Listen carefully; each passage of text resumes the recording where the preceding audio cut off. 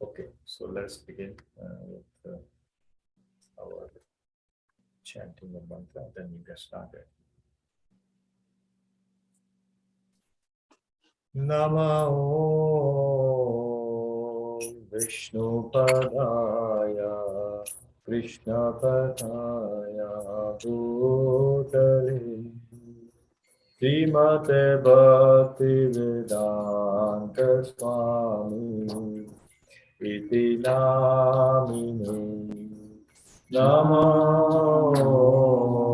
Vishnu Padaya Krishna Prishtaya Bhutale Srimate Bhaktivedanta Swami Iti Namine Namaste Saraswati Devi Gauravani Pracharine Nirvishesha Shunyavadi Pachapya Vishatarine Namaste Saraswati Devi Gauravani Pracharine Nirvishesha Shunyavadi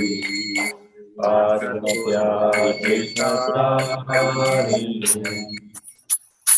Jaya Shri Krishna Chaitanya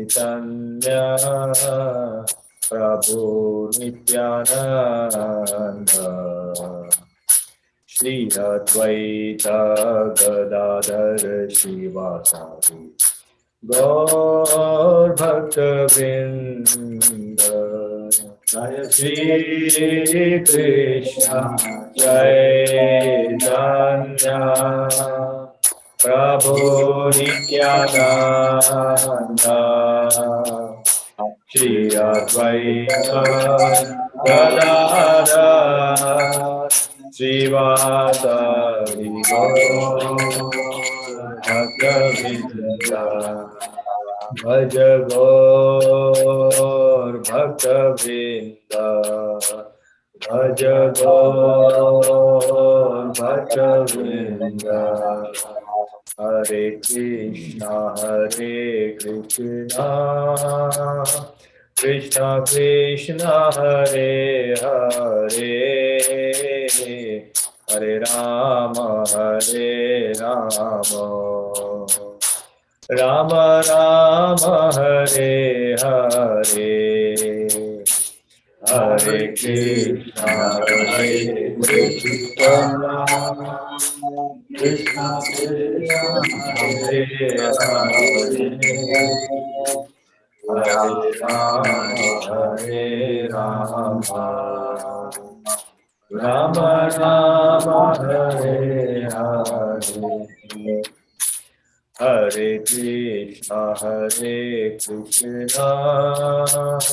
Krishna Krishna Hare Hare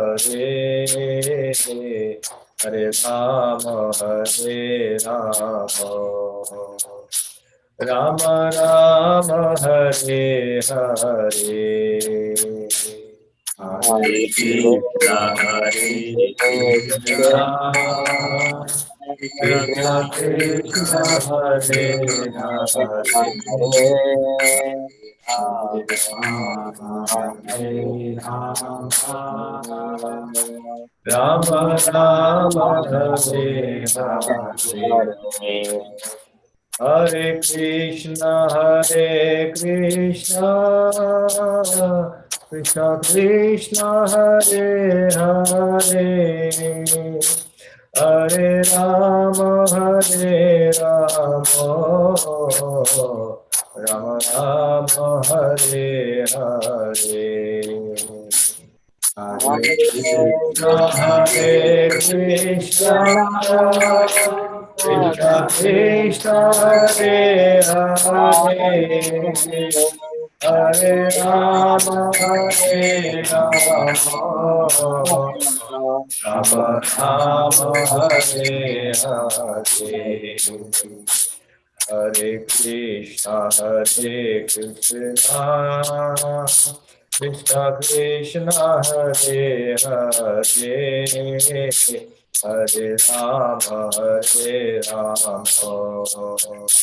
Rama, Rama Rama, Hare Hare. Hare Krishna, Krishna Krishna, Hare Hare, Hare Rama, Rama Rama, Hare Hare. Jaya Prabhupada, Prabhupada, Prabhupada, Srila Prabhupada, Jaya Prabhupada, Prabhupada, Prabhupada, Srila Prabhupada, Jaya Jaya Gurudev, Gurudev, Gurudev, Jaya Jaya Gurudev, Jaya Jaya Gurudev, Gurudev, Gurudev, Jaya Jaya Gurudev. Nitai Gaura Hari Bol, Hari Bol, Hari Bol, Nitai Gaura Hari Bol, Nitai Gaura Hari Bol, Hari Bol, Hari Bol, Nitai Gaura Hari Bol. Harinam Sankirtan Yagya ki Jai, Srila Prabhupada ki Jai, Nitai Gaur Premanande, Hari Hari Hari Bol. Let's begin with Mangalacharana. Om Ajnanatimirandasya Jnananjalashalakaya Chakshurunmilitam Yena Tasmai Shri Guruve Namaha. Sri Chaitanya Manobhishtam Sapitam Yena Bhutale Swayam Rupa Kadamayam Dadati Tvam Padantikam Vandeham Shri Guru Shri Yuta Padakamalam Shri Guru Vaishnavamscha Shri Rupam Sagrajatam Sahagana Raghunatha Vitam Tam Sajivam Sadvaitam Savadunam Parijana Sahitam Krishna Chaitanya Deva Shri Radha Krishna Pada Sahagana Lalita He Krishna Dinabandhu Jagatpate Gopika Radha Kanta Namastute Tapta Kanchana Gaurange Radhe Vrindavaneshwari Vrishabhano Sute Devi Pranamami Priye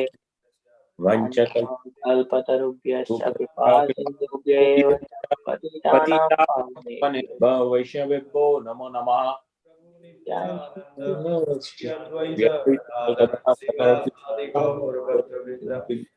Krishna, Hare Krishna Krishna Krishna Hare Hare, Hare Rama, Hare Rama, Rama Rama, Hare Hare, Hare Krishna, Krishna Krishna, Hare Hare, Hare Rama, Rama Rama, Hare Hare, Hare Krishna, Krishna Krishna, Hare Hare, Hare Rama, Rama Rama, Hare Hare, Hare Krishna.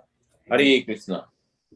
So thank you very much, dear devotees, joining, giving your valuable association and time. So far in our Bhakti Vriksha we have covered discussion, we have discussed Srimad Bhagavad Gita, we have discussed Nectar of Instruction, we have done detailed study of these two books, and after getting guidance from temple and our congregation director, we have agreed that we will start with the Srimad Bhagavatam. So earlier we were thinking to start other books like Ishopanishad and all that, Nectar of Devotion, but then Bhagavatam is one of the most important scripture that we should hear, especially when we have less time. Like Parishit Maharaj, we heard on the banks of Ganges from Sukadev Goswami when he had only 7 days. So since we don't know how many days we have in life, but let's begin with Srimad Bhagavatam. So as much as we can hear, and we will see how important it is to hear Srimad Bhagavatam. So today we'll be discussing about the glories of Srimad Bhagavatam, some stories, how Bhagavatam came, all those things, so that we understand. And from next week onward, we'll begin from verse to verse discussion. So let us begin the invocation mantra. Om Namo Bhagavate Vasudevaya. Om Namo Bhagavate Vasudevaya. Om Namo Bhagavate Vasudevaya. Om Namo Bhagavate Vasudevaya. Om Namo Bhagavate Vasudevaya. Om Namo Bhagavate Vasudevaya. Hare Krishna. Hare Krishna. So I'm sure all the devotees who have heard about Srimad Bhagavatam can identify what this picture is all about, right? Yes, Prabhu. So what is this picture? You want to share anything on this? What is this picture telling us? That's Prabhu. Yeah, Parikshit Maharaj, Prabhu. Parikshit Maharaj is doing what?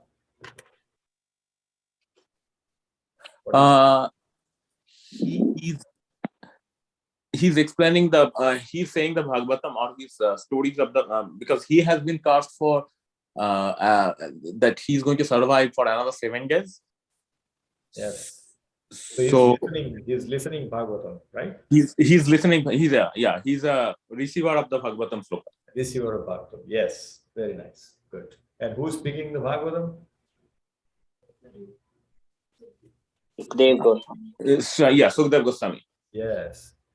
So as we know, may not know, Bhagavatam has got 18,000 verses. 18,000 is like huge number. Wow. You know. I have a question. Can you go back to that previous slide, please? Prabhu? Yes. So Maharaj Parikshit is the one that's kneeling, correct? Yes, who is sitting on the left. And so why does Sutta Goswami, why is he bluish to like Krishna? Yeah, so he's bluish black, little bit of that color is primarily because he's the great devotee of Krishna. He's the son of Vyasadeva. Vyasadeva is the incarnation of Lord Krishna. That's why he's shown in this color. Okay. Yeah, I don't know exactly why he has got this color, but that's what my understanding is. Okay. Vyasadeva is also dark. So he's called Krishna Dvaipayana Vyasa. So Vyasadeva is also dark like Krishna. Yeah. So Like his son is also dark. So that's why he's represent. It's not blue, like he'll not be blue probably like that, but it's just meant to be dark. He's dark skin. Dark complexion. Okay. Yeah. Yes. Thank you, Shriram Prabhu.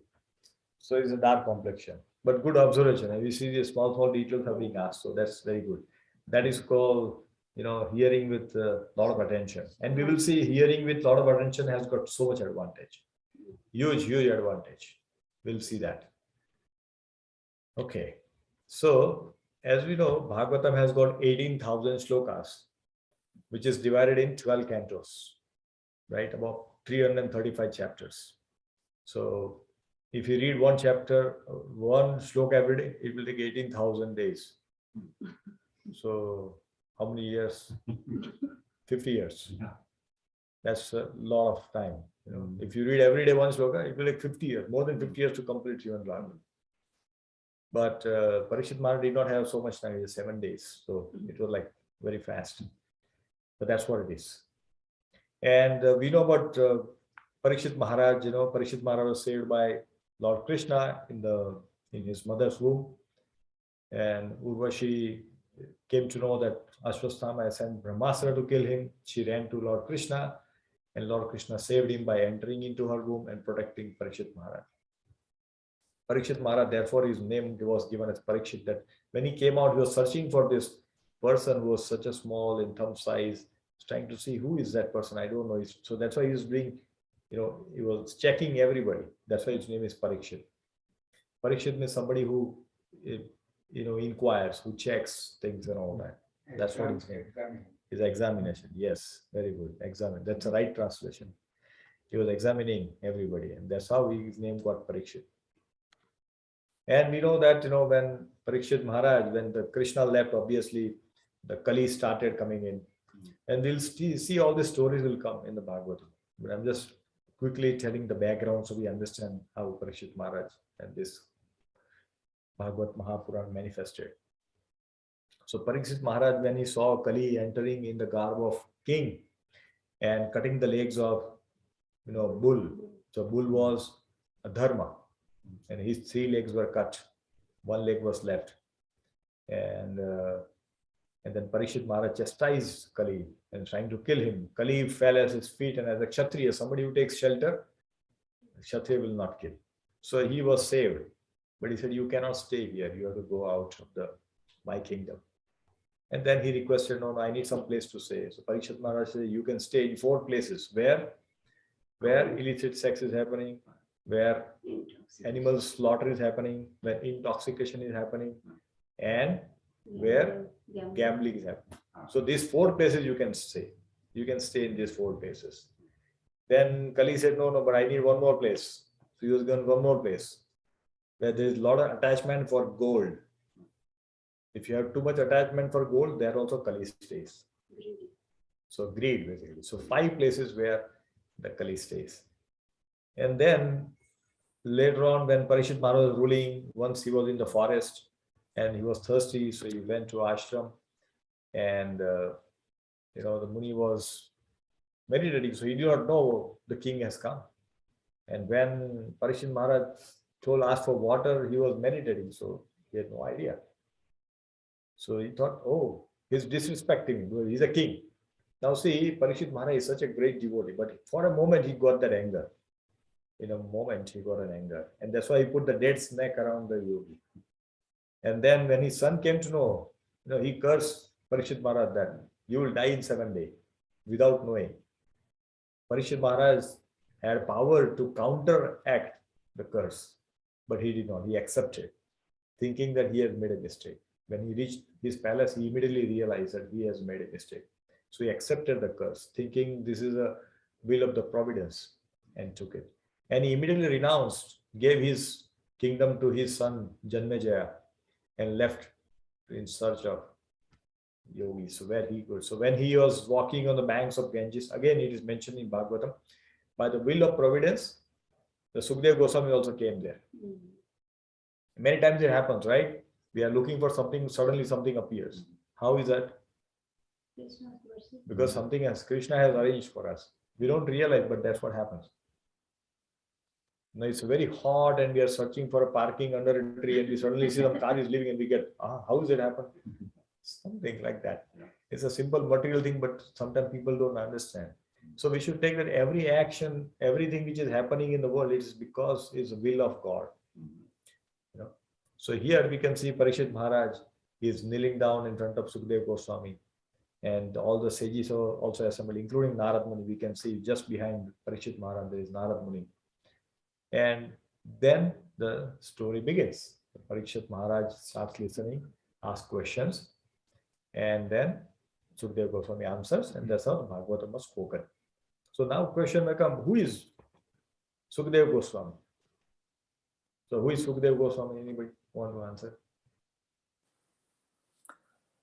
Prabhu, Sukadeva Goswami is one of the Manjari, right? No, he's not a Manjari. He's not Manjari. Yes, Robert, you are saying something?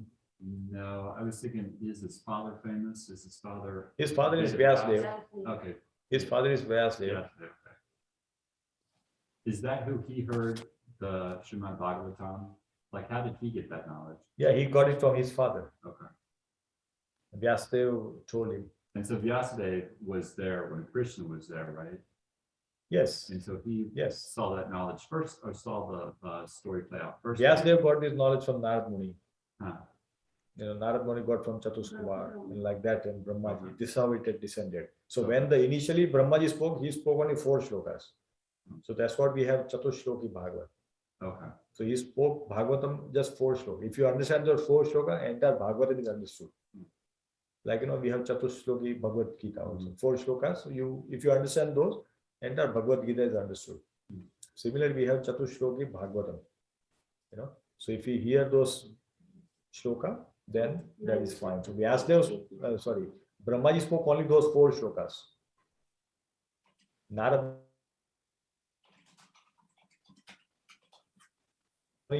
also narrated, came to know about this 4 shloka only from him. So question is, who is Sukadeva Goswami?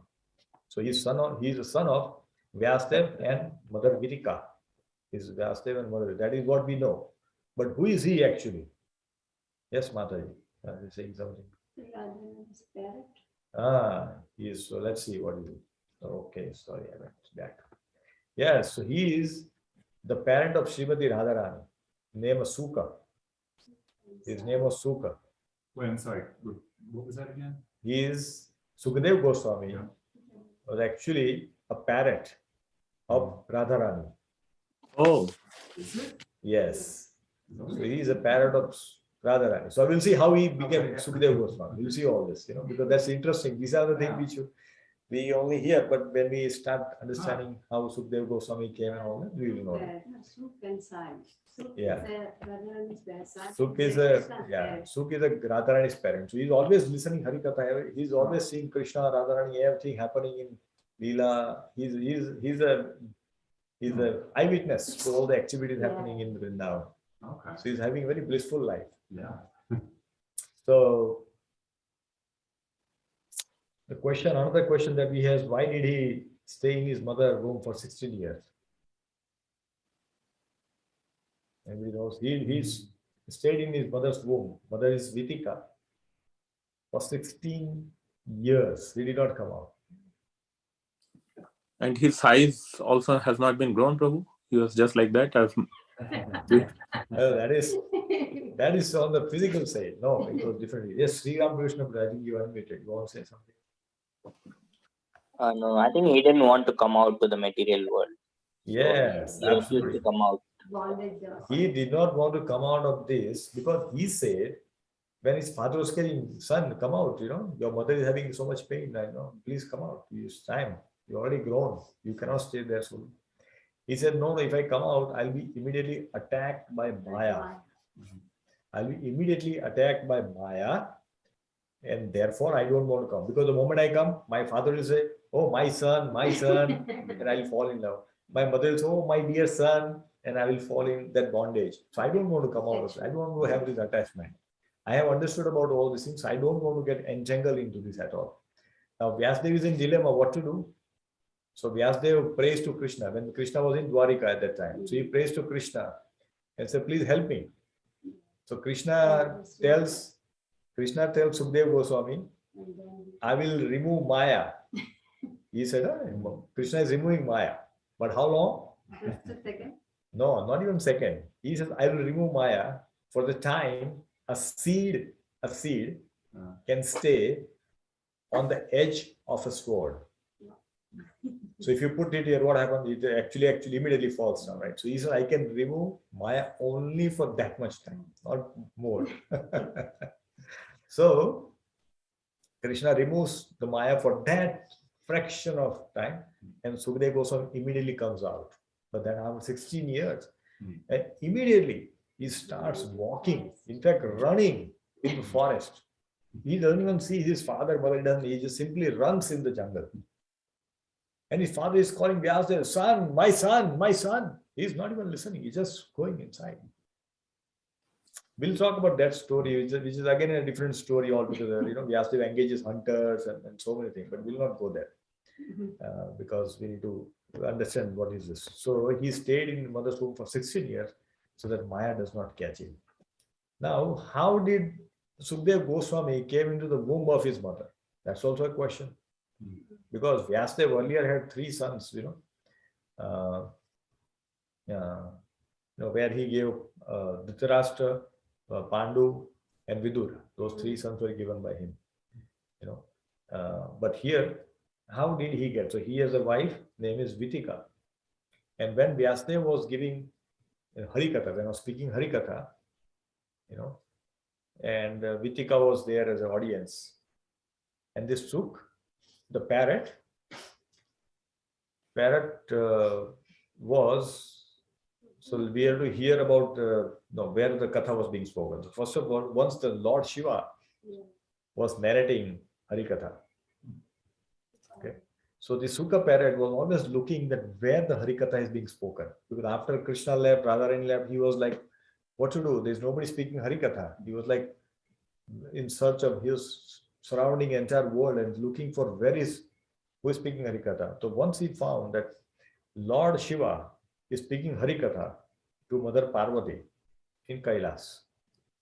So Sukha the parrot went there and sat on a tree. He sat on a tree, and of course there were other animals and all, they were all listening to the Harikatha. Now he was speaking very nice Harikatha, and somehow, and Mother Parvati, like, when I saying something, people say, yes, we nod head, or we say yes, okay, we understand, right? So we know that there is a reciprocation happening. So Mother Parvati was reciprocating with Lord Shiva, saying that, whatever my Lord Shiva would say. So somehow Mother Parvati fell asleep. Now that Sukha wanted to hear Katha, he said, if Lord Shiva comes to know that Mother Parvati has slept, he will not speak any Harikatha. So he started speaking from the top of the tree. He was speaking. So he's saying that, so Lord Shiva thought that Mother Parvati is listening. But it was actually the parrot Sukha who was nodding, saying, like that. Now, after some time, Lord Shiva found that Mother Parvati has fallen asleep. Then who is speaking? And that parrot was sitting in a green parrot, sitting in a green tree. So he couldn't identify it, but he found it. And he wanted to kill, saying that, oh, you fooled me. I was actually speaking in the Parvati, Mother Parvati couldn't hear Harikatha which I was speaking because she fell asleep, but I was speaking, but actually you were hearing. So he goes after the parrot. Parrot is now afraid that, the Lord Shiva will kill him.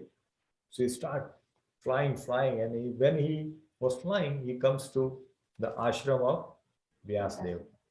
Vyasdev was speaking Harikatha again. And for a moment, when he was speaking, his wife Vitika, yawned. Like, sometimes the katha gets boring. When I speak, everybody yawns, right? Most of them, because I speak so boring katha. So he was yawning. So as the time she opened her mouth, like, when you yawn, you open your mouth the widest possible, right? And the Sukha, the parrot, immediately goes and enters into her mouth, through mouth, goes inside. Finished. The Lord Shiva comes and he is asked, have you seen a parrot? He said, I don't know where it is, because now the parrot has disappeared. So this is how the Sukha enters the womb of Mother Vitika. This is how he enters. And then he comes out of the womb after 16 years and all that. So this is how it is. So this is how the Sukadeva Goswami was born. Now, obviously, Vyasdev wanted his son to come back. So he sings Srimad Bhagavatam. He speaks Srimad Bhagavatam. So Srimad Bhagavatam is, sometimes people may say, oh, Srimad Bhagavatam has the same Sanskrit shloka, similar meter, same pronunciation. What is different between Veda and Bhagavatam? Because both are same. If you see written in Sanskrit, meters are same. Sanskrit meter, you can recite the same way. What's the difference? So here, it is a glorification of the Lord. You're glorifying the Lord, Supreme Personality of God. That's why it has got more benefit. If you hear Bhagavata, it has got more benefit compared to what we see there. So that what happened. So Sukadeva Goswami, after hearing those shlokas, he comes back and again hears it from the Vyasdev. And then he becomes such deeply attached. He has no attachment. He has not attachment means he does not even wear any single piece of cloth. He is covered by directions only. And he does not discriminate between a man and a woman. No. He sees everybody as a soul. That was his level of renunciation. His realization was so clear and so deep that you see everybody has a soul, nothing else, just souls. So that's how the Sukadeva Goswami become. And when he got the knowledge of Srimad Bhagavatam Vyasa, and then when he meets Parikshit Maharaj on the bank of Ganges, and then Parikshit Maharaj asks questions, and then Sukadeva Goswami narrates Srimad Bhagavatam. So this is how Bhagavatam was spoken. So Bhagavatam, Chaitanya Mahaprabhu describes in Chaitanya Charitamrita as a Amala Purana. Amala Purana means a spotless scripture. It does not have a single fault. Spotless scripture. And everybody who feels and thinks that I am the devotee of a Krishna must read Srimad Bhagavatam. In fact, it is so wonderful, it is so beautiful that even devotee of other sampradaya, devotee of other faith, they want to read this because it is so beautiful. It has got such a beautiful narrations. And Do all Hindus, Vaishnava Hindus, do they all read Srimad Bhagavatam? all the Vaishnava definitely should read. Mhm. In fact, they must read, all the Vaishnava, because Vaishnava means what? Followers of Vishnu or Krishna. That means they must read. Okay. For them, it is a must. Because then only we develop love for Krishna. Mhm. How do we develop love for anybody? We need to know about that person or that thing. Then we fall in love with that person, right? Otherwise, how will we fall in love? That's why so many advertise happens. The TV tells you, oh, this is so great. And then you fall in love with that and you buy, go and buy, okay, I need to buy this product, though you don't need it. Yeah. But through this advertisement, we get so much attracted to that object that we go and buy it. Sometimes even we are not able to afford, but we still say, okay, I'll pay EMI, monthly installment, $50 a month, and I'll buy it. That's what happens, isn't it? That's why the depth is created like that. You fall in trap. So this is exactly what happens. That if you want to know Krishna, if you want to love Krishna, then we need to know about him. How will we know? What is the source? Bhagavad Gita is not source to know Krishna. Bhagavad Gita is Krishna is speaking. Krishna is telling how to lead our life. Bhagavatam is devotees talking about Krishna. Devotees sharing their lives, how they live their life, how they love Krishna. So that's why Bhagavatam should be read. It's an example of devotees. It is the pastime of Krishna. So we will know so many things if we hear and read Srimad Bhagavatam with attention. So where were we? We should read Bhagavatam. Yeah, that's talking about it. So Bhagavatam is Amal Puran, and Bhakti Siddhanta Saraswati Thakur mentions that if all the scriptures of this world have to be destroyed, all the books, everything all the knowledge has to get destroyed in this world. And if only Srimad Bhagavatam is left, that is enough. It will still be sufficient to deliver the mankind. Nothing else is required. Nothing else is required. Only Srimad Bhagavatam will take care. That's the potency of Srimad Bhagavatam. That's the power of Srimad Bhagavatam. Srimad Bhagavatam is like, gulab jamun, for example. You eat from this side, from center. How is it? Sweet. It's very tasty. When Ghanshyam Prabhu makes that big gulab jamun in temple, it's like this big size, right? Yes. Then people say, Prabhu, can I get more? Ye dil mange more, we want more. We're so good. Bhagavatam is like that. Once we get the taste of it, we don't want to leave it. It is so beautiful. Like, for example, we are 4, 5, 6 devotees who join every day to read Srimad Bhagavatam. We have started almost more than a year ago now. It's going on every day. Everybody comes. There's so much nectar in that. And we are reading only translation. Still, there is so much nectar. So when we go into the purpose of Srila Prabhupada, how much love will be there? Because Prabhupada put his emotions into this purpose, his realization into this purpose. So it is very, very powerful. In fact, Prabhupada, when he came to America, when he came to West, he brought Srimad Bhagavatam. At that time, only Canto 1 was in printing. And then he was preaching only based on that. Once Prabhupada was giving lecture in America, and only few devotees came. And he was speaking about Bhagavatam. Only few devotees were there. Few people were, not devotees, I would say people, because he was preaching to people. Or a future devotee, or future devotees, I would say. That's better word, future devotee. Like we go and to buy a house, want to take a property on rent, here say future residents parking. So I would say future devotees were listening. So future devotees were listening, and after the class was over, one devotee came and he says, Prabhupada, very few people had come, isn't it? He said, no, of course not. Narad Muni was here. So when a devotee is speaking with a lot of love and devotion, a great sages comes to listen. It is also, if you know, when Ram Katha is being spoken, when Ramayana recitation happened, Ramayana, there is a special asan, seat which is kept for Lord Hanuman. Because it is mentioned that Lord Hanuman comes and sits there. So once Harikatha was going on, I don't remember the name of Sadhu, who is actually blind from childhood. Almost like 3-4 years he lost his sight. I don't remember his name. But he was giving Katha. And there was asan. So one person came, and he says, who says Hanumanji comes here? How can you say, prove that Hanuman is here? He said, he comes. We know it. It's mentioned everywhere. He said, no, but you prove it to me. Obviously, you cannot see Hanumanji, right? When he comes and sits here, how will you see? Nobody can see. So he says, you come tomorrow. I'll show it to you. I'll prove it to you.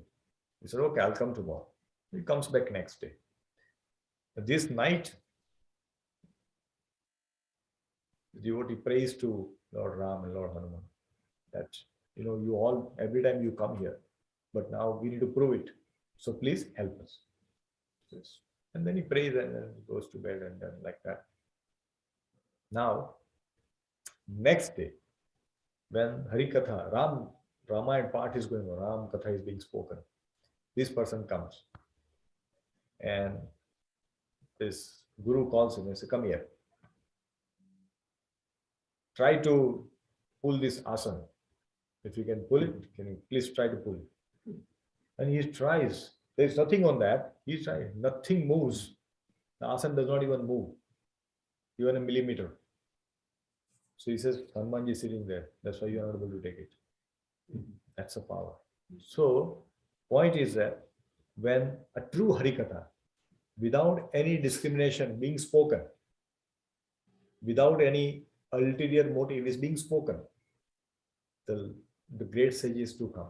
We cannot see them, but they are there. So Bhagavatam is such a potent thing.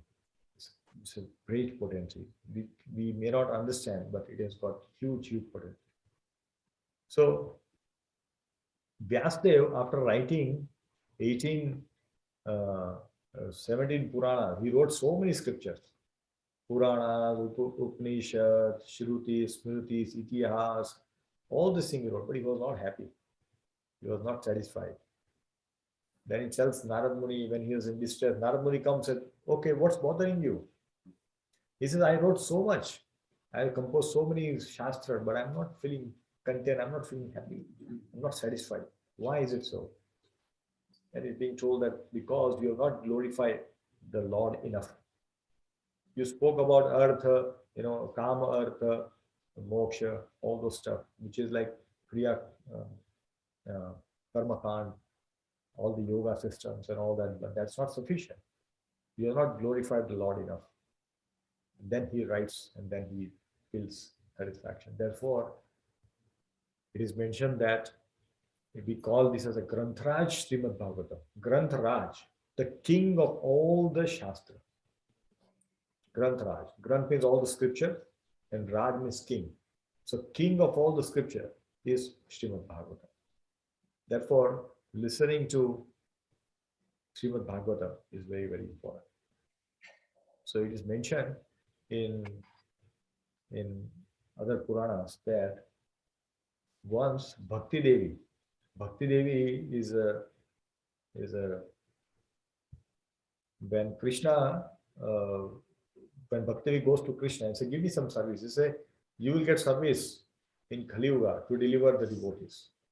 You will get a wonderful service. You have opportunity to deliver the devotees. Bhakti Devi was very happy hearing this. But when she comes here and she says, nobody is doing Bhakti. He says, I want to deliver, but nobody is doing Bhakti. How can I deliver? It's like a salesperson is sent and there's nobody's buying. He says he feels frustrated. So she thinks nothing happening. She's like lamenting.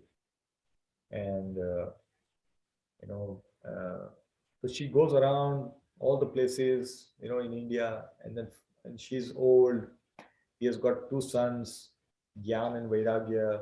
They also become old. Nobody's taking care of that. So they become very fragile and old, emaciated from hunger.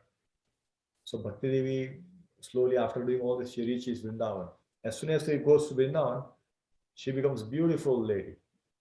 She becomes very, very beautiful. But her sons are still emaciated and old and all that. She thinks that, oh, I have become young. How can my son be old?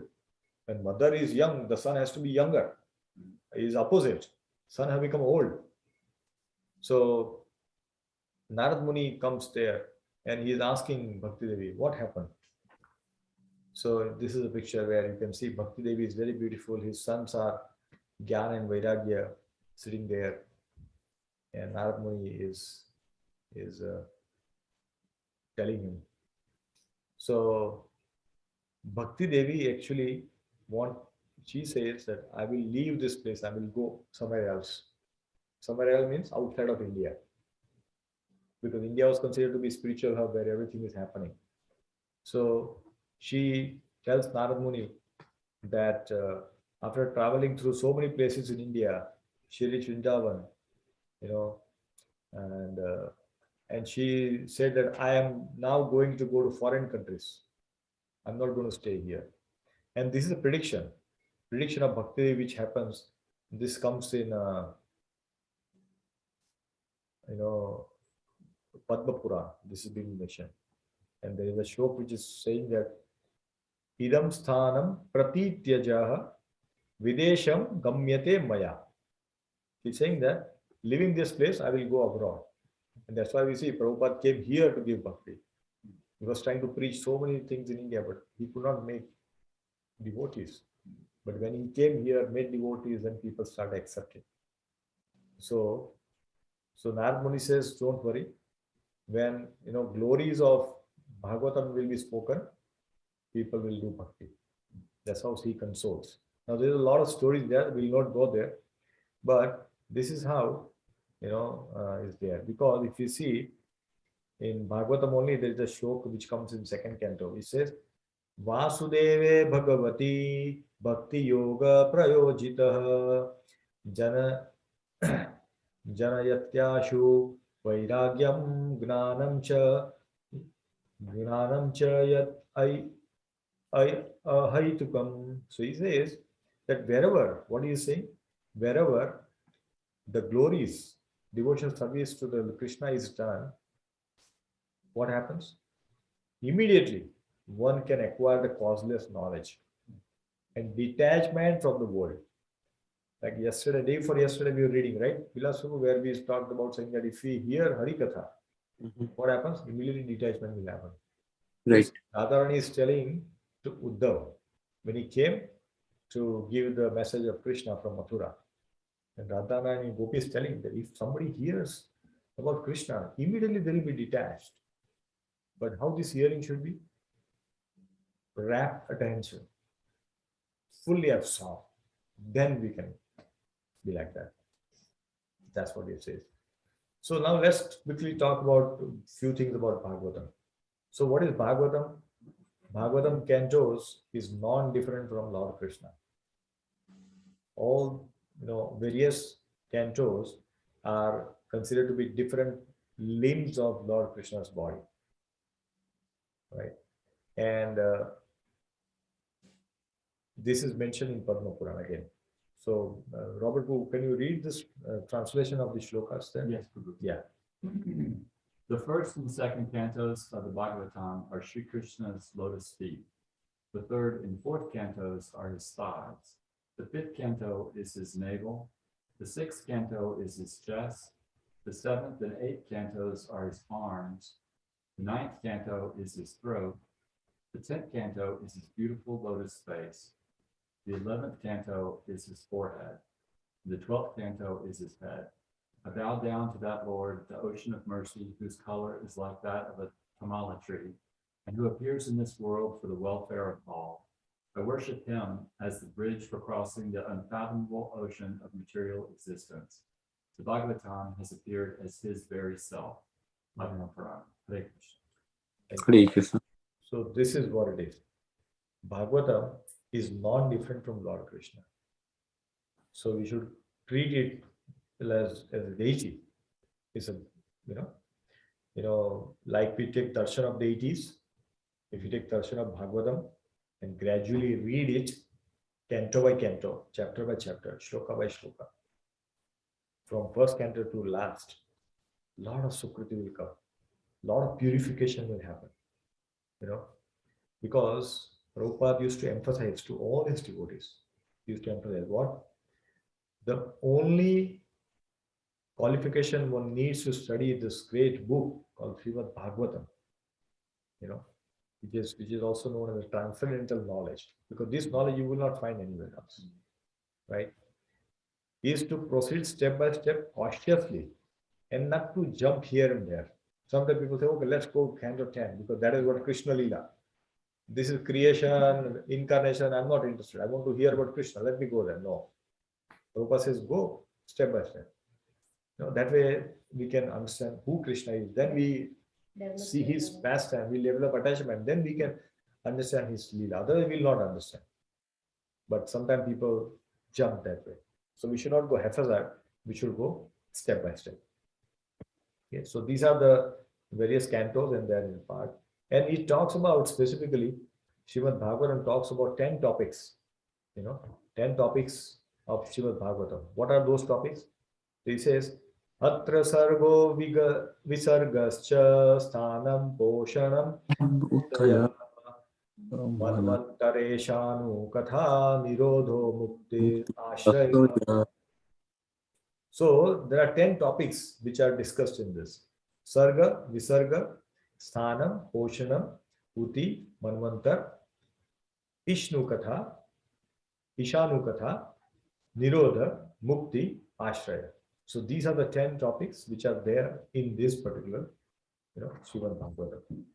So these are the basically all aspects of knowledge which are important for human beings, which are summarized in these 10 categories. And they are described with different degrees, and emphasis or through analysis throughout the Srimad Bhagavatam. It's not that, Sarga will come in place, but it is described throughout. And all these topics are spread all over Bhagavatam. It is not that they are in particular chapter or particular canto. No, it's not like that, right? Every topic is described very, very detailed in Srimad Bhagavatam. So, ultimate, topic 1 to 9. What is the importance of 1 to 9? That if we understand this 9, right, then it will help us take the ashraya. If you don't understand 1 to 9, the 10th ashraya will not come so easily. So first 9 topics, they deal with Krishna's energies, their expansion, his greatness, and all those things. Basically, his qualities are being described. Right? Understanding him through them will help us understand Krishna better. We'll appreciate his personal attributes and activities. When he does their activities and shows different attributes, then we can appreciate, oh, he lifts more than such a small boy. How can he lift? People might get confused. It's all fake, and like that. He kills Kalia. Oh, such a big snake. How can he kill him? Oh, he chastised Kalia and kills Aghasura, the big snake. How can he do that? Such a child. No. If you understand Krishna's greatness, we will appreciate that. So for that, we need to read this chapter by chapter, canto by canto. So that will help us. Okay. So And without studying this first to 9 canto, we may not understand Krishna's pastime. And we think these are all ordinary pastimes. We try to compare them with a mundane, activity that some magician and some people with little power do it. But it is not like that. So, in fact, there was a question which was asked to Tamal Krishna Maharaj in Fiji Island. I was listening to that lecture where people with little bit of mystic power try to compare that with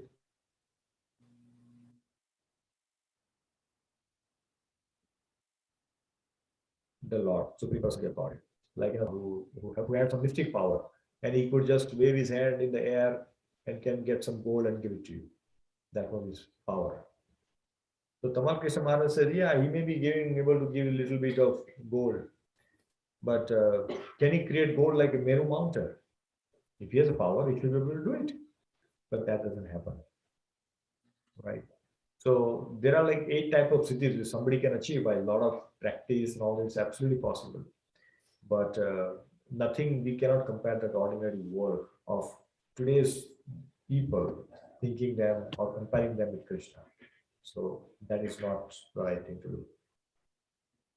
So we will not go into these details of canto, because I have all the cantos are here, but it will take a lot of time. So what I want to talk about specifically today, I want to talk about. So let's read a couple of shlokas which are talking about, in 12th canto, is basically talks about is glorifying Srimad Bhagavatam. So here we can see this shloka. Let us read this. Sarva Vedanta Saram Hi Sarvavedanta Saram hi Shri Bhagavatam Ishyate Srivagatam Isate Tatta Samrita Truptasya Tadrasamrita Triptasa Nanyatra Syadratit Kvachit. Nanatra Sayajati Kache. Just can you read translation? Shukru. Srimad Bhagavatam is declared to be the essence of all Vedanta philosophy. One who has felt satisfaction from its nectarian mellow will never be attracted to any other literature. Hare Krishna. Hare Krishna. Yes. So it's very clearly. It is the essence of all Vedanta philosophy. Means anything that we read, all the scripture, it's an essence. So we should read this instead of reading so many other scripture. Right? And if we read Srimad Bhagavatam, we will not get attracted to anything else. That's what it is. Let's see something else. It is the most authentic narration. So what is it? How is it? Nimnaganam yatha ganga Nimnyaganam yatha ganga devanam achyuto yatha deva namachyuta tatha Vaishnavanam yatha shambhu Vaishnavanam yata shambhu Purananam idam tatha.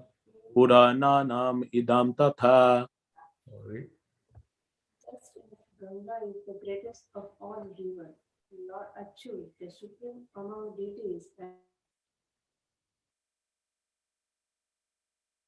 and Lord Sambhu, Shiva, the greatest of all Puranas. Hare Krishna. Thank you. So here is mentioned that Purananam idam tatha is the greatest of all Puranas. That's why we should read Srimad Bhagavatam. So as we know, there is in India especially, there is called Bhagavad Saptah. So Bhagavad Saptah means Bhagavatam is being spoken for 7 days, right? So how these 7 days have come? Somebody say how these 7 days have come? So because Parikshit Maharaj heard Bhagavatam for 7 days, right? And also, we may have only 7 days. Any people can die in 7 days. Parikshit Maharaj died in 7 days. We can also die in 7 days, because Monday to Sunday, there is no other day. It's not about how many years, but you die within, everybody dies within these 7 days, right? Right. So that's what it is. So that's why this Sapta Yajna came, where people are assembling and they are speaking Srimad Bhagavatam for 7 days and then they go back, right? So here, 4 Kumaras, they were speaking the glories of Bhagavatam to Sri Narad Muni. So let us read one paragraph, So Robert, can you read the first paragraph? Yes.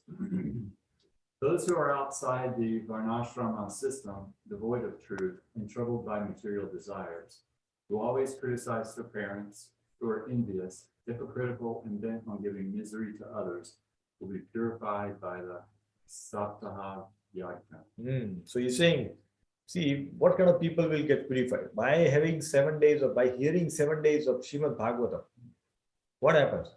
Somebody who is not following Varnashram system, somebody who is devoid of truth, who is lying, cheating, who is troubled by material desire, a lot of hankering, I want this, that, so many things. He's criticizing parents, who is envious of others. He is hypocritical. What he is, he doesn't show it. And he's giving trouble to others. They will get purified by justice.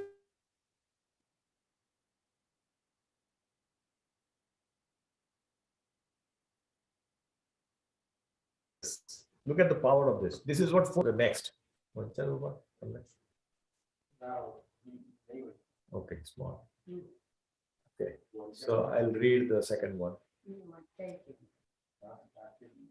Those who steal gold, drink liquor, kill brahmanas, and who have sex with the wife of their spiritual master, who are very cruel, merciless, treacherous, immoral, demoniac, always prone to cheating, and live off the wealth of brahmanas, will be purified by the Sapta Yajna. Look at these qualities. Such a demoniac qualities are people having these qualities also get purified. This is the power of Srimad Bhagavatam being heard just for 7 days with attention. And last one. Vilasu, can you read the last paragraph? Sure, Prabhu. Those who are very obstinate and thus always engage in sinful activities with their body, mind, and speech, who always live on the wealth of others and whose hearts are very impure, will get purified by the Sapta Yagna. Hare Krishna. Hare Krishna. So look at this. Any kind of sinful, most of the sinful activities are mentioned here. Anybody having this sinful activities, they are done, they have tendency to do this. All will get purified if they hear the Bhagavatam in 7 days.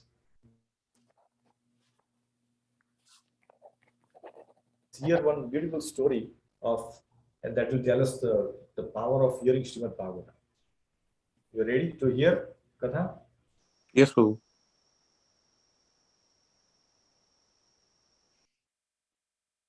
Yes, Interested in stories? very much. Okay. Has anybody heard this before?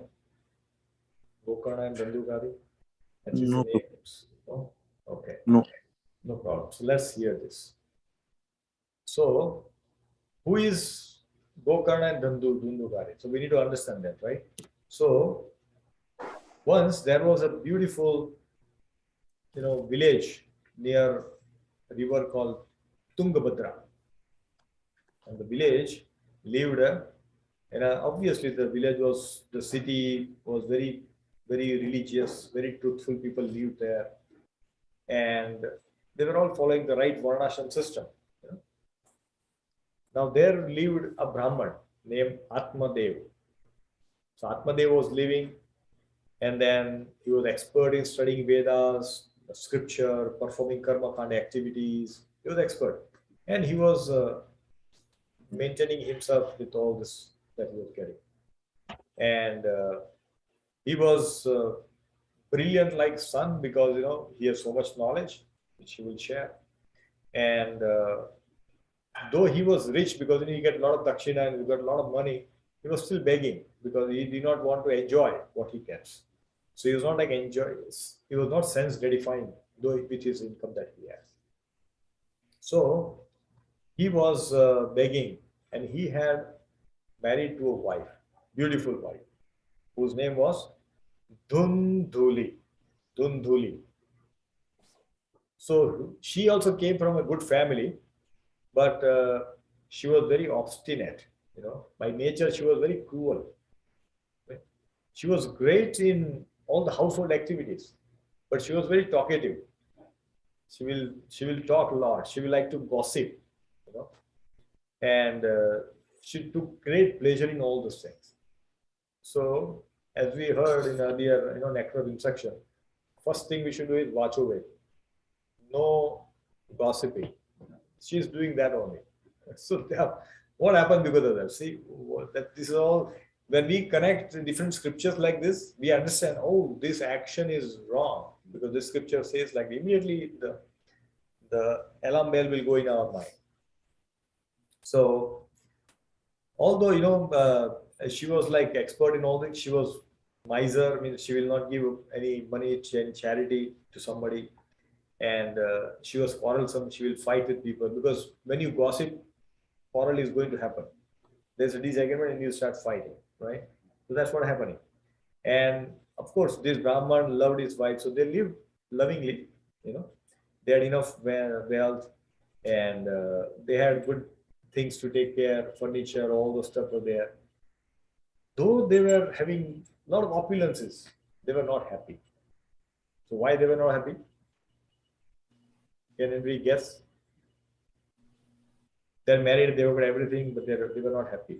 Because material opulence doesn't make you happy. Okay, that's one. But why they were not happy? When husband and wife comes, they are not happy. Everybody's having everything. They didn't have children, Prabhu? Yes. They did not have a child. So obviously, first thing that after a little bit of enjoyment, they expect we should have a child in home. Now they were not having child. So one day, Atmadev went to, was going in a forest and thinking that, oh, I don't have child. I have so much wealth. I have so much knowledge. What's the use of all this? And he was praying. He was begging so much. Suddenly, one sannyasi appears in front of him, and he tells him, "What's your problem? Why are you crying, son? You are because the sannyasis, they can read your forehead and they can tell you what your life is all about. Past, present, future, everything they can read just by looking at your face." So he understood what is his problem, but he wanted to hear. He says, "Swami, I have everything, but I don't have son." He says, "As far as I know and as I understand, you will not have children for 7 lives. You will not get children for 7 lives." He said, no, that's very painful. How can it be? How can I not have children for 7 lives? This life itself, I'm feeling so misery because I don't have children. He said, "But that's how it is. Why do you want a son?" He said, no, it will give a lot of pleasure to us. But no, have you not heard the Katha of Chitraketu? Chitraketu Maharaj Katha will come in Bhagavatam also. We'll read that. So in that, Chitraketu did not have son from his wife. So he married thousands of wives. Still he did not have son. He did not have son. Then when he got son, by mercy, he begged, no, give me son. The Lord says, "Why do you want? You don't get son." He said, "No, I want." His name was given Harsha Shoka. Harsha Shoka. Harsh means happiness, Shok means distress. And then his son was murdered by his wives, other wives, other queens. So so he was lamenting, "Why did I have son?" Because once you have a child, you have so much attachment. Something happens, your life is ruined because of that, right? So same thing, he's reminding that you have not heard of, this king Chitraketu, that he had so much lamentation. "Why are you asking for son?" He said, "No, please give me. I really beg. I need son." He's begging, "Please give me son. Do something about this." He said, "Okay. I'm telling you, it may not be very good for you, but still, if you want it, I cannot. I'm a sadhu, so I will give it to you because you have taken my shelter, so I will give it to you." So he says, "Okay, you take this fruit." He gives him a fruit. "Take this fruit, give it to your wife, and follow certain rules, regulation. Means she should eat once in a day, she should remain clean, she should do, deity worship, little bit she has to do all those things. And then, you'll have a good child. So, okay, he become very happy. He paid obeisancy. By the time he woke up, sannyasi disappeared. He came very happily at home. Tells his wife what happened. He says, this is the fruit you should eat and all that. The wife sees and she's not very happy. Why she is not happy? Because she thinks that she started thinking, if I become pregnant, my body will become deformed, it will be D-shaped. I will have birthmarks. If some dacoits come in our home, I cannot run. If they come and they try to steal, I cannot run. They will kill me. If there is a fire, I will not be able to run, and I will die burning myself. I will become weak, emaciated because I'll have to carry extra child, and that child will give me pain for 7-9 months. It will kick me, so much pain. I do take trouble. When childbirth is to take place, I may have bleeding and I may die. She's seeing all negative things, and then even after growing up, the child grows and I have to take care of him. I have to breastfeed him. So much trouble. I don't want child. It's better to be childless or a widow. That's fine. That's good life. No children. She's thinking this way. And here, Atmadev thinking, I need children. See the contrast between these two. So, but, because husband gave, so now she has to eat that. So what happened? Her sister comes. Her younger sister comes. Dunduni's younger sister comes. And she says, she tells her story. That this is a problem. What do I do now? So she tells, oh, don't worry. I'm already pregnant. Okay, so what you do, you act like becoming a pregnant. That you are a pregnant. And you act like that. I also don't want this child. So what I'll do, after when the child comes, I'll give it to you. And I will tell, I got a miscarriage. I got miscarriage. The sister tells, I will tell, I got miscarriage. And I'll give that child to you. So you take care of it. And say, what to do with this fruit? Well, okay, we'll give it to the cow. So they give it to the cow. So when the cow was given, cow ate it. But sannyasi has given the word. Whoever eats the cow will bear the child. So even the cow become pregnant. And cow is having, that. So now here, the months are passing. Now it's time for the child to come. So the Dunduki's sister gives birth. And she gives child to her, the sister, Dunduki, and said, please keep this. And I will tell that my child died because miscarriage happened. So she tells her, my child died, and all this lamentation happens. And here, she gets a son. And son is beautiful, looks nice. Any children, regardless of their color of the skin, and they look beautiful when they are born. Everybody, isn't it? So, that child is born. Atmadev becomes very happy. He celebrates jubilantly. Oh, the child has come in our home. He is very happy, enjoying, feeds everybody, and all celebration happens. But what happens is now she doesn't have milk because she has not given birth to the child. She doesn't have milk in his breast. So she says, oh, I'm not getting milk for some reason. But my sister, because she had a miscarriage, she has a milk in her breast. So let me call her and she can breastfeed. I say, okay, we can do that. That's okay. It's all in the family. So she comes and she breastfeeds and the child grows. Within few months, the cow gives birth. Cow gives birth to a child. And it's some human child. So everybody is astonished. How come a cow can give birth to a human child? It was human. It was effulgent, bright child and shining and all those stuff. So this Atmadev become further happy. Oh, I got another son. The only difference was that child had this kind of ear. You can see this ear. He's like he got ears like a cow. So that's why his name is Gokarna. Gokarna means Go means cow. Karna means ears. Mm-hmm. So a child with a cow-like ear is called Gokarna. That's how his name is called Gokarna. So he ate and he the child was very effulgent. He celebrates his cow's birthday, cow's child, but it is actually Gokarna. And then he is very happy. Now, these Gokarna has too much attention to worshipping the Lord. He is listening Harikatha. He is supporting his father wherever he goes. All those thing activity. He is doing basically very spiritual. When Dundukari, the son of Dunduki's sister, which became their son, he is very notorious. He is stealing, he is cheating, he is lying, all those things he is doing. So, as they grow, Dundukari developed a lot of attention for reading, listening to Harikatha. So, he's always listening to Harikatha, that I want to listen to this. And that's how the days passed. So, once once Atmadev, died, he passed away. And he used to beat them, take all the material, property, everything, sell it off, and that's how he was living. So Atmadev was very disappointed, and then he went to jungle and he left his body. Now his wife Dunduki was living with his son, but son never wanted her to be there because he was not able to enjoy fully. So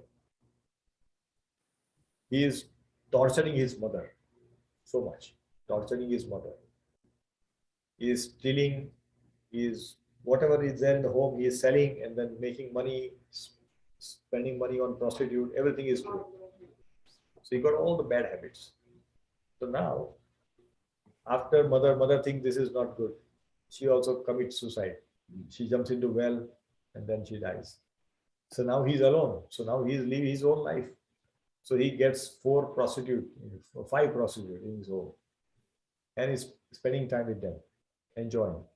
And to meet the demands, he's stealing, he's robbing, he's doing all the activities, bringing wealth through all illegal means. And when he's bringing all these things, all these prostitutes are enjoying with him. But they think that he has got so much wealth, though it is stolen, but he's got so much wealth. The problem is that he is a thief. So someday king will capture him. If the king will capture him, he will take away everything. Better we kill him and capture his wealth. So look at this. All these 5 impious, women, they think of killing Dundukari. Dundukari was giving pleasure to them. But look at this contrast. So one day they tie him up and they choke his neck with rope. And still he was not dying. So they bring a burning wood and put it in his mouth. And he is burnt to ashes. So what a death he got. So now Dundukari died. Dundukari became ghost. Because he got untimely death. So he became ghost. Now ghosts, as you know, cannot speak, do nothing. They'll just live on air and all that. Here, Gokarna came to know because he has already gone and preaching and all the holy places he was traveling. He comes to know about the death of his brother. So he is in Gaya, Prayagraj, and he does the Shraddha ceremony for him, the last rites, to deliver him. So he does last rites, and then once he comes in the village, his own village he comes. And when he comes, he goes hiding because he doesn't want to show that he has come. He just wants to see what's happening. So he goes and sees that there's nobody in the house, nothing is there, everything is gone. So he said, okay, I'll stay here at least tonight and see what happens. So he lives in the home. And in the night, this Dundukari comes. And he tries to come in different forms. Comes as a tiger, elephant, and try to frighten him. But Gokarna is not afraid of anything because he's a devotee. So why he should be afraid of death? He's not afraid. He says, who are you? Why are you doing all these things? The Dundukari trying to speak, but he cannot speak. because the ghost cannot speak, they cannot hear. So Gokarna, through his power, little bit of mantra and all that, he gives little bit power to this ghost to speak. The ghost is now able to speak and he can hear. So he says, "Oh brother, I am your brother, Dundukari." He said, "What happened to you? Why you become like ghost?" He tells his own story, what happened. He said, "Oh, this is such a bad thing. You should not have done all." "Yeah, but what to do now? I'm a ghost, what to do?" He said, "Okay, but I did, your Shraddha Puja in Gaya, but nothing happened." No, I'm told even if I do such puja is done 1,000 times, I will still not get deliverance. He said, "You have to find some other ways to deliver me." So now Gokarna is confused what to do. So Gokarna says, he goes and inquires. This is a ghost that we see, he become ghost. So Gokarna goes and, talks to other sages, in the village and talks to them saying that this happened, what to do. So everybody comes and discuss saying that the only solution to deliver him is to speak Srimad Bhagavatam to him. You have to read Srimad Bhagavatam to him. So everybody agrees.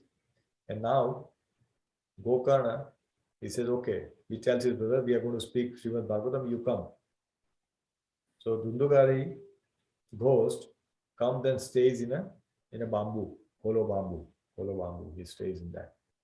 And the katha begins. And the katha begins every day as they speak. One note get released one day. One day, second day, third day. All the 7 notes get released. And at the end of 7th day, Dundukari is liberated.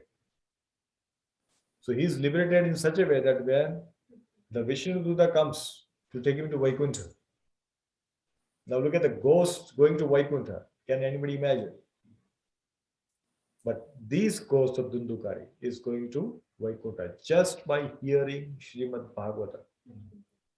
So Gokarna is a little surprised. He says, okay, you are taking him, he asked Vishnu, you are taking him to Vaikuntha, but there are great sages, people who are more pious, who are advanced devotees who are also here. Why you are not taking them? That's an obvious question. You are taking such a fallen person. But what about this? He said, no, not everybody can come now. Only Dundugari can come now. He says, why? Because Dundugari listened to Bhagavatam with rapt attention. He was fully absorbed in hearing Bhagavatam. Therefore, only he is eligible to go, nobody else. And for you are anyway, for you, the Lord Krishna himself will come and take you. He says, Lord Krishna will come and take you to Gokarna. Anyway, you don't worry about it. You are anyway going to Goloka. He is going to Vaikuntha, but you will go to Goloka. That's how it is. So we can see the power of hearing Srimad Bhagavatam. If we hear Srimad Bhagavatam, a lot of attention, wherever Bhagavatam is being spoken, if we pay attentively, hear this katha, we will get delivered back to Godhead. That is the power of Srimad Bhagavatam. So, there is a shlok in Bhagavatam. He says, Yashyam Vaishuna Manayam Krishne Parama Purushe Krishne Parama Puruse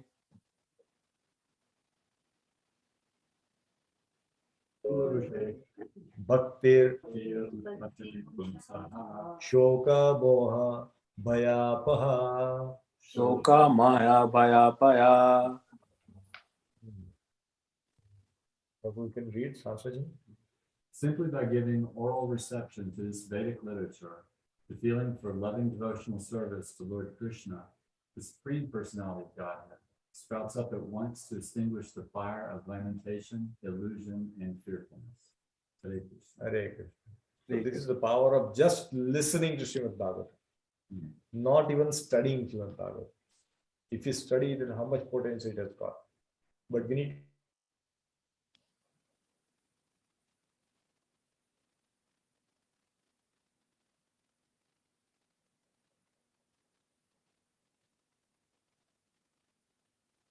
of us. The five prostitute indicators the five senses, which are always demand, that I want to do this, I want to do that. And they make the living entity work very hard to their satisfaction. To satisfy our tongue, we go miles to eat something in the restaurant, spending hours. To watch something, we'll always stay awake for whole night.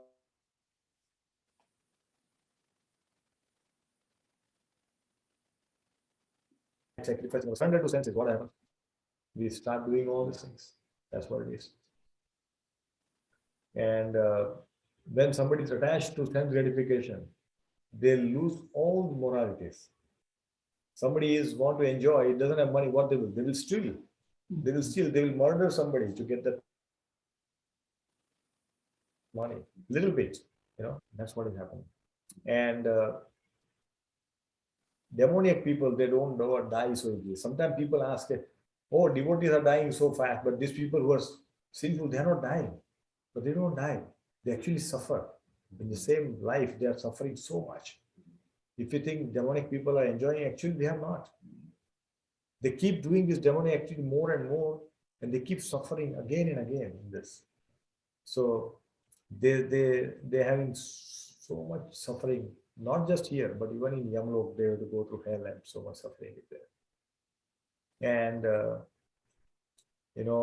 they are like a ghost when they are living, and they become ghosts after dying also. Because normally all these people die untimely death. They are shot by police, they are killed somewhere, they're trying to escape and they die in accident. All this. Even for the suicide also, right, Prabhu? Sorry, Bilafru? For the suicide people who commit suicide. Yes, they also, they don't get the body. What is he on? Anybody who commits suicide, they don't get the body because your body was there for 70 years. You committed suicide 40, you still have to be 30 years left. You don't get the body. So, yeah, you should never do that. Prabhupada says that even if one is suffering, it is better to suffer than die. Because by suffering, all our past sins and past karmas are getting eradicated. That is, they are going away. The pain that we get, at least that is getting. If you die, then we still have to suffer for that, which is not, we are not suffering now. So we will suffer in next life. So that suffering will come. Right. So that's how it is. So yeah. So demigods were also surprised, when they saw all this thing happening. Because they have known this. So demigods are not having too much attachment to hear Srimad Bhagavatam. They are also having opulence, wealth, all those things. They want to enjoy. That's why they are demigods. They want to enjoy the power. Indra, for example, I am power. I am so much power. And he was chastised in Govardhan Leela, in Krishna Leela that we see, right?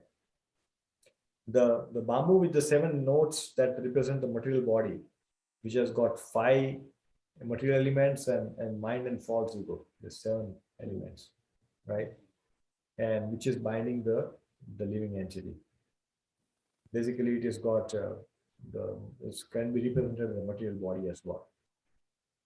So these notes can also be considered or referred as like ignorance, lust, anger, greed, delusion, pride, envy. These are all anarthas.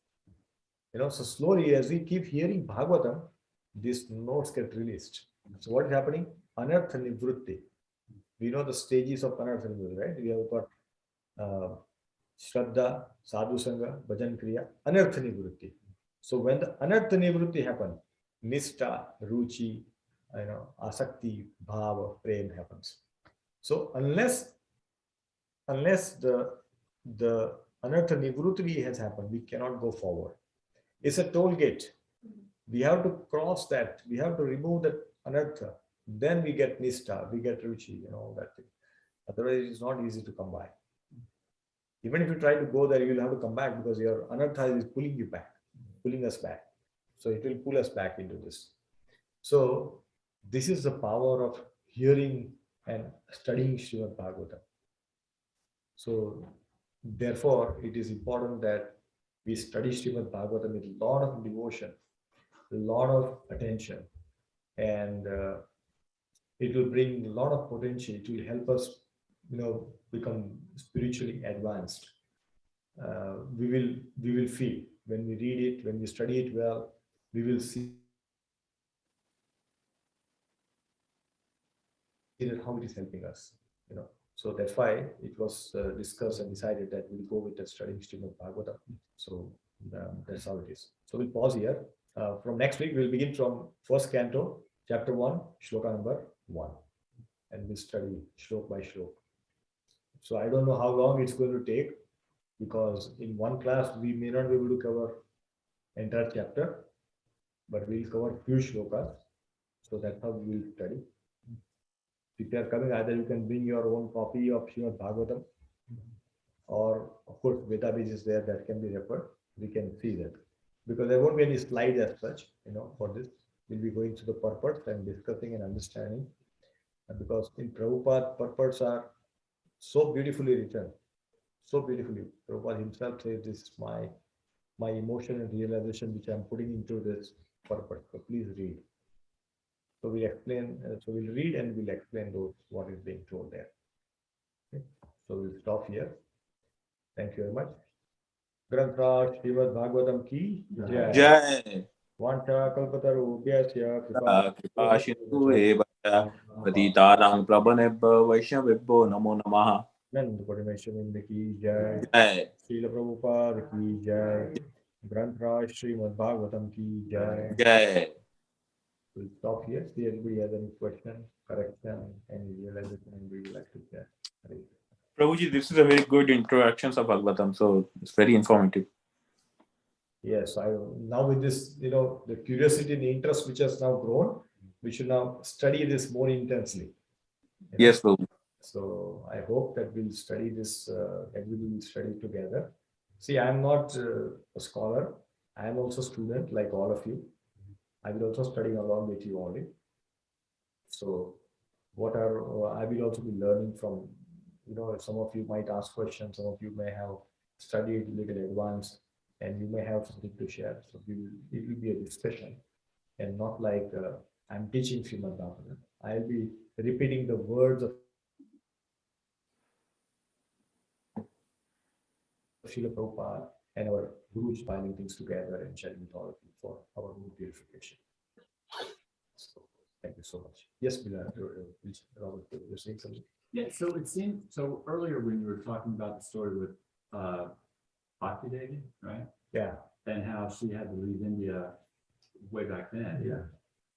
That is just like Prabhupada, right? Yes. And I can't think of anybody that has spread more bhakti, at least since the time of Srimad Bhagavatam, than Prabhupada. Yeah, that's right. Absolutely. There are so many predictions which are there, that we can see. So yes, definitely so many predictions are available, and we all can see that. There are many predictions which have happened that Prabhupada will come and he'll pray the words.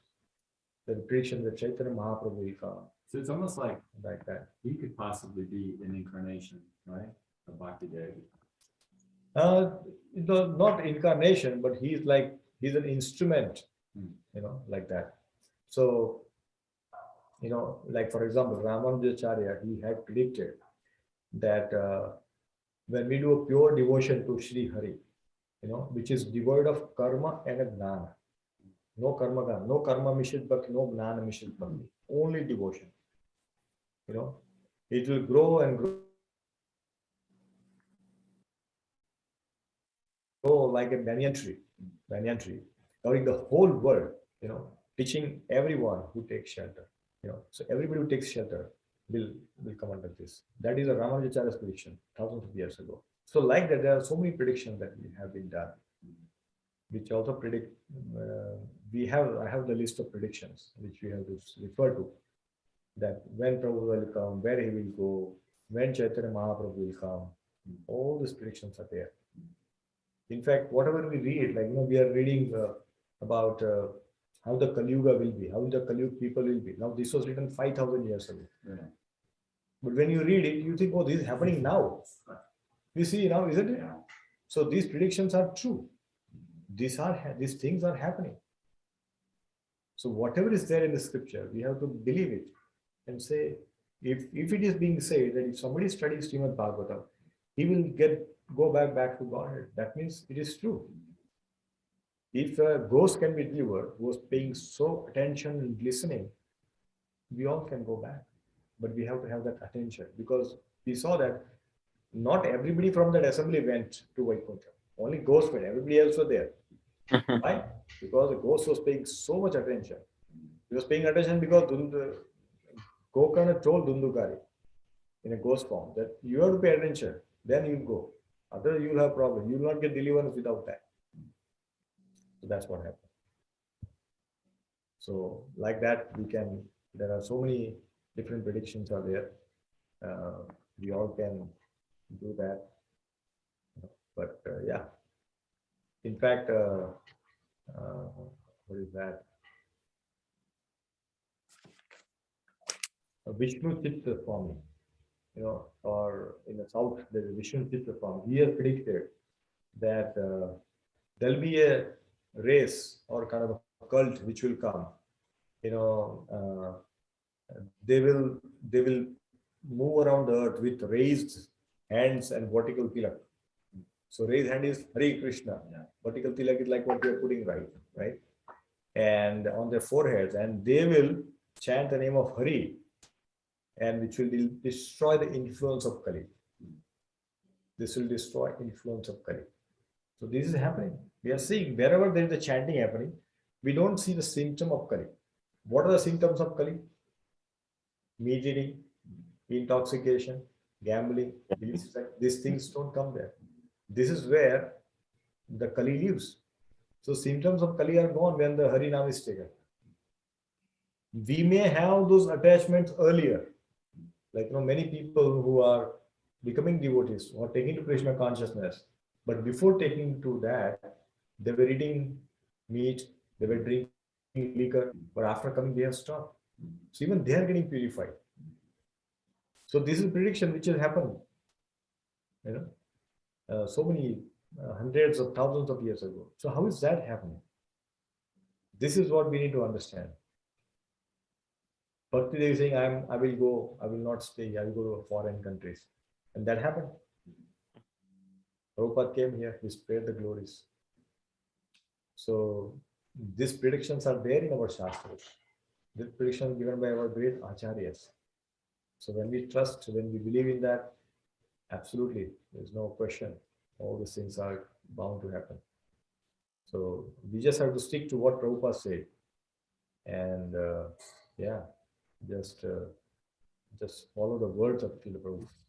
Prabhu, isn't it that like if a pure devotee of God, like Prabhupada, if they say something, then it is true, or it will come true, right? Yes. And so yeah, I mean, he said, well, not only Srimad Bhagavatam, but also he said, if you listen to this, you will go back to God. Right? Yes.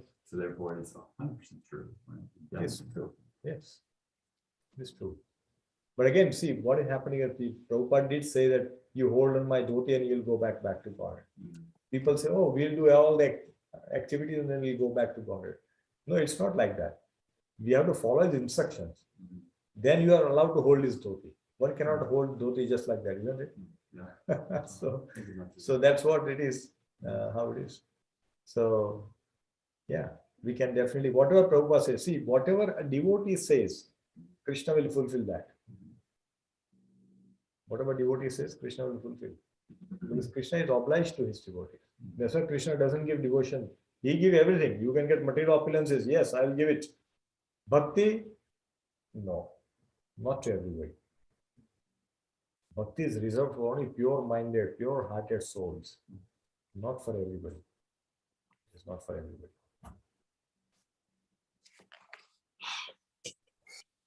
Okay.